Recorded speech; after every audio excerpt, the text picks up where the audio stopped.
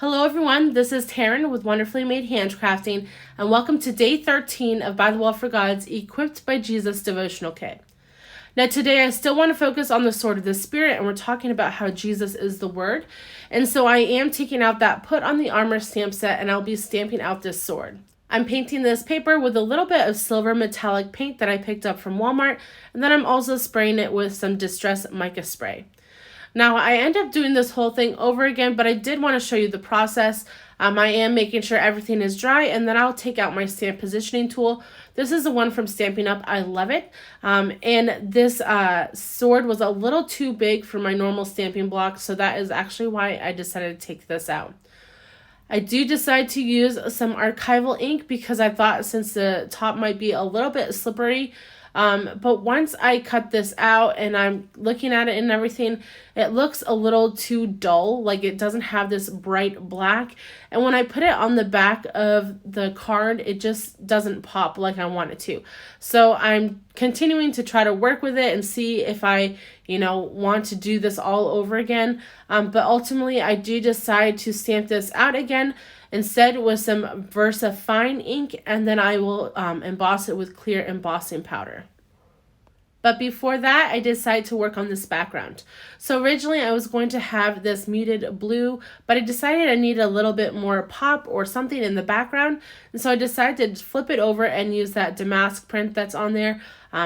If I have the dark black with a sword, then it won't get lost in there.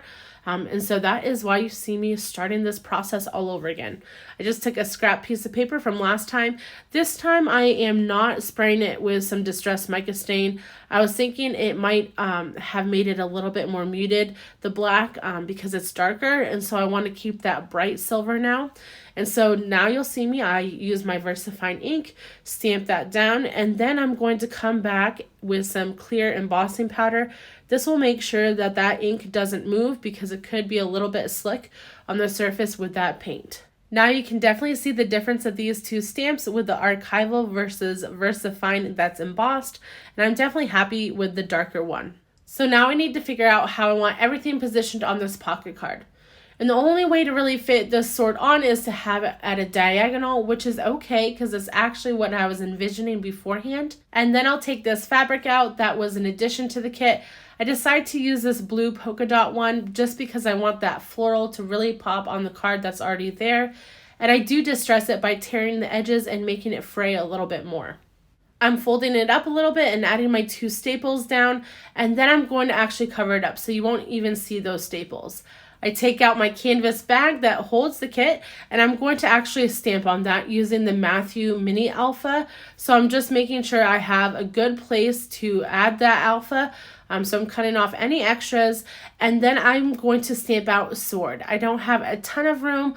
This is a mini alpha, but I still, only have a pocket size worth.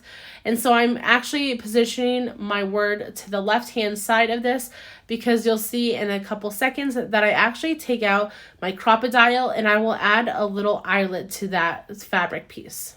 This crocodile can punch through a lot, so even though that fabric is folded on the bottom half, it does punch through pretty well. I do just have to snip that hole off. There was just one little piece that was holding it together. And then I will put that eyelet through. I really like how it matches with the sword, how it's metallic as well. And now I'm going to start gluing everything down. I use my precision tip from Barely Arts glue to glue down this sword, and then I remember before this pocket card gets too chunky, I definitely want to add my numbers to the back side, and so I flip it over and take out my words and action stamp set and just stamp out the number 13 in some frayed burlap distress oxide. So now I can definitely start adding some chunks. So first off, I want to glue this fabric together. Even though it's held by the eyelet, I don't want it to move too much. And then I add a good amount of glue on the bottom right-hand corner of this card and just simply glue that down. And now I'm going to focus on this floral piece. Originally, I was just going to paste it down, but with so much chunk going down in the bottom right-hand corner, I knew that I had space, number one, to add some chunk up here, but also that it was going to look a little funny if everything was flat on top. So I end up just adding a little bit of foam tape to the back of the florals. And then I want to fill in this upper left-hand corner. It seemed a little bit empty, and so since I'm talking about Jesus being tempted in Luke on the back side of this card, I decide I want to use that verse reference on the front side of the card as well, since I have it available. So I'll just cut out the verse reference from that flashcard and then distress it just a little bit, but then it seemed a little bit lost, so adding a little bit of that canvas bag to the back of it really helps it pop. To finish this card up, I'll end up adding a little bit of Frayed Burlap Distress Oxide to the outer corners of the card and also a little bit to the background to add just some aging. If you've enjoyed this video, please like and subscribe to my channel. You can also follow me over on Instagram at Wonderfully Made Handcrafting. I'll try to link everything I use down below, and if you missed day 12's process video, I'll link that one next. I hope you have a wonderful day, guys. Bye.